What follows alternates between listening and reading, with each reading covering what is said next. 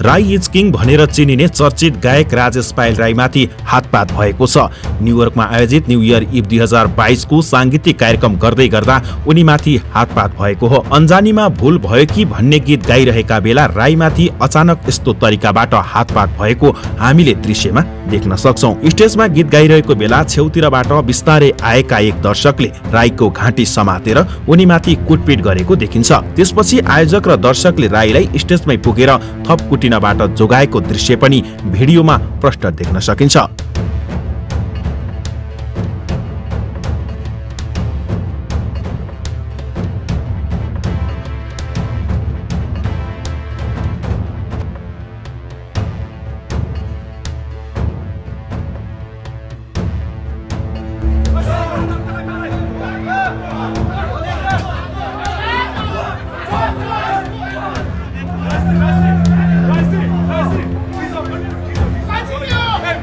उक्त घटना भएपछि राईले शब्द मार्फत यसरी प्रतिकार गरेका छन्।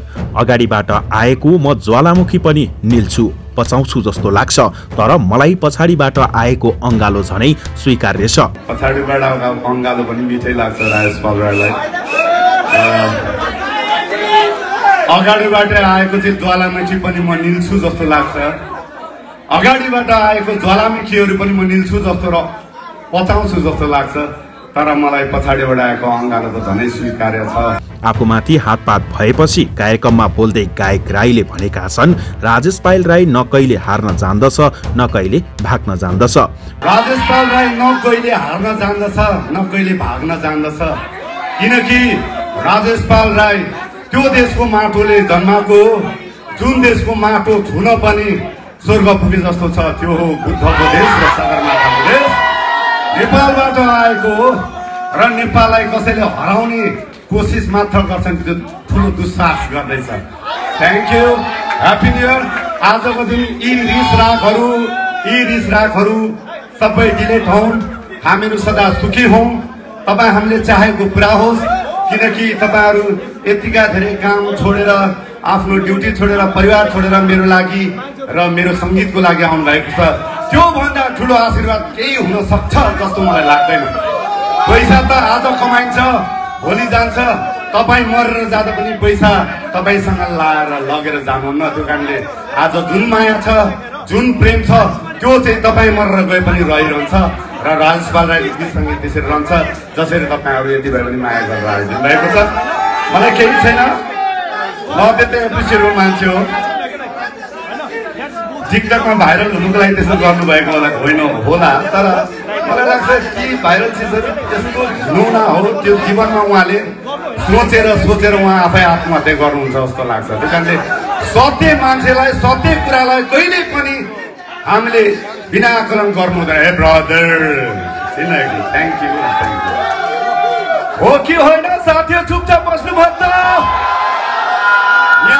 यहाँ हामी जति छौँ जे छौँ सत्यमा अड्यौं, सत्य नै संसार हो, सत्य नै विश्वास हो र विश्वास नै जीवन हो। कृपया एकचोटि मनन गर्नुहोस्, तपाईँ हामी के को लागि आएका छौँ र कसका लागि आएका छौँ, के को लागि युएसए न्युयोर्क बसिरहनु भएको छ। कृपया आफ्नो माटो आफ्नो देशलाई सम्झिने कोसिस गर्नुहोला। Happy new year, happy new year. उनले कार्यक्रममा लफडा भए पनि कार्यक्रमको अन्तिम समयसम्म भने गीत गाएर भरपूर मनोरञ्जन दिलाएका थिए। आजको रिसराग कोरोनालाई हामीले जितेका छौँ। यस्ता अनेकौं युद्धहरू आउने गर्छ, अनेकौं सामानहरू आउने गर्छ, त्यसलाई हामीले जित्नुपर्छ, किनकि हामीहरू नेपाली धरतीको छोरा हौं र यो छोराहरू कहिले पनि हार्नु हुँदैन। त्यसो भन्दैमा छोरीहरू पनि हुनुहुन्छ, छोरी भनेको छोरा भने धरती माता पुत्र भनेको नै एकै हो। त्यो कारणले मैले छोराहरू मात्र भनेको पक्कै छैन। नेपाली माटोमा जन्मिएको, नेपाली धरतीमा जन्मिएकोले संसारभर हामीहरू सत्य बाँडौँ, संसारभर इमान्दार बाँडौँ। अब सुरु गरौँ, तपाईँहरूको सिटको बेल्ट बाँध्नु होला। Ready, happy new year. 15 thank you. यति मिठो माया, यति मिठो साथ, यति मिठो आशीर्वाद कसैले पाउँदैन। म ठुलो भाग्यमानी छु, तपाईँहरूले यति साथ दिनुभएको छ। ह्याप्पी न्यू इयर तपाईँहरूलाई। तपाईँहरूको ह्याप्पी न्यू इयर। तपाईँहरूले पनि आफ्नो टमाटर लाइभ गराउनु भएको रहेछ। ओके, मेरो थोपडा पनि देखाइदिनुहोस् नराम्रो। तर हल्ला गर्नु नभुल्नु होला जति हल्ला गर्यो उति सुगर जान्छ प्रेसर जान्छ ओके ओके मजा आउँदैछ होइन त मजा लिनुपर्छ है जिन्दगीमा एकपटकको यो शरीर हो मरेपछि सक्यो ठुलो सानो कोही छैन सो थ्याङ्क यू ठुलो सानो कोही छैन धनी गरिब कोही छैन जति छ तपाईँको मन छ जति छ माया बाँडेर कहिले पनि सकिँदैन जति माया बाँड्नुहुन्छ उति ब्लेस पाइन्छ आज चाहिँ जति नाच्नुहुन्छ जति पसिना निकाल्नुहुन्छ उति रोग जान्छ होइन आज पसिना निस्कने सुगर पनि जान्छ प्रेसर पनि जान्छ रिस पनि जान्छ अलिअलि खाएको पनि जान्छ होइन सो आज न्यु इयर हो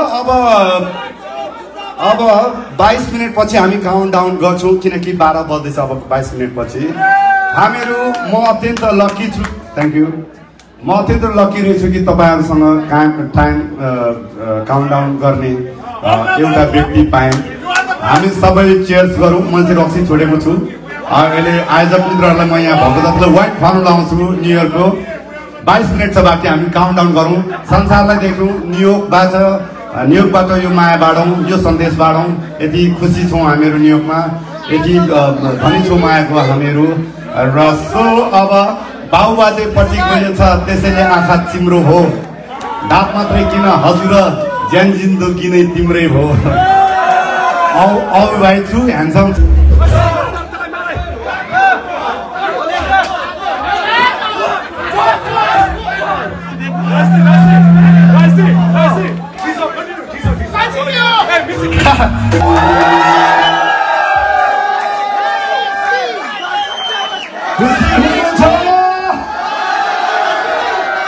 ओके हामीहरू यो न्युजमा छौँ थ्याङ्क यू बुद्ध ट्याक्स कि तपाईँ हाम्रो यसरी भेट्ने अवसर thank you so thank you Buddha tax कि यसरी न्युयोर्कमा तपाईँहरू हाम्रो यसरी सेलिब्रेट गर्ने मौका दिनुभयो अनि थ्याङ्क यू तपाईँहरू जति आउनुभएको छ यो खुसी साट्न र यो खुसी बाँड्नको लागि तपाईँहरू मेरो मुटुमा बस्नुभएको छ तपाईँहरूको यो आशीर्वाद तपाईँहरूको माया मेरो मुटुबाट कहिल्यै डिलिट हुने छैन सो ह्याप्पी न्यु इयर तपाईँहरूलाई र यस बुद्ध ट्याक्सका पशुपति सर कता हुनुहुन्छ अनि कोअर्डिनेटर समाजसेवी युवा समाजसेवी युवा नै हो केशव रामराई सर ज्यू अनि प्रेम गुरुङ सर उहाँहरूको यो कोअर्डिनेट उहाँको यो टिम गुरुङ सर प्रसाद हप्ते गुरुङ सर हिजो डाक्टर साहबले धेरै सहयोग पनि गर्नुभएको चिसो पनि छ अब तताउँदै जाउँ न्युइयरलाई स्वागत गर्दै जाउँ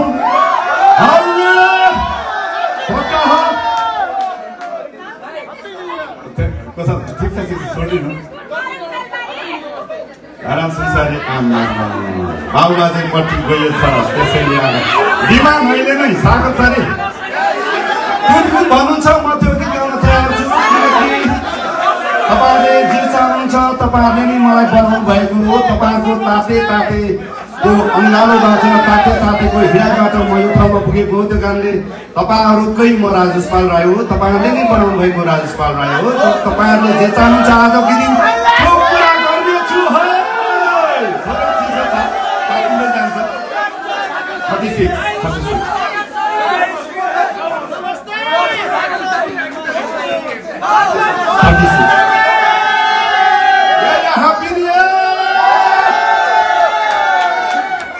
र तपाईँहरू बाइ द वे सबै देखाइदिउँ आज न्यु इयर तपाईँहरू मेरो टिकटकबाट पनि लाइभ हुनुहुन्छ र फेसबुकबाट पनि लाइभ हुनुभएको कारणले आज यो ठाउँबाट यति सबै देखाइदिउँ न्यु इयर यति मजाले मनाएको देखाइदिउँ सो यसो ठिक छ नाच्नु पाइन्छ यस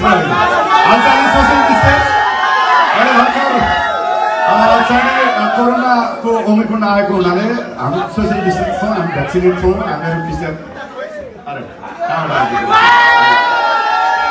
थ्याङ्क यू यो मायाको लागि सेक्युरिटी फितल भयो जस्तो छ बसन्तीको लागि सेक्युरिटी छौँदैन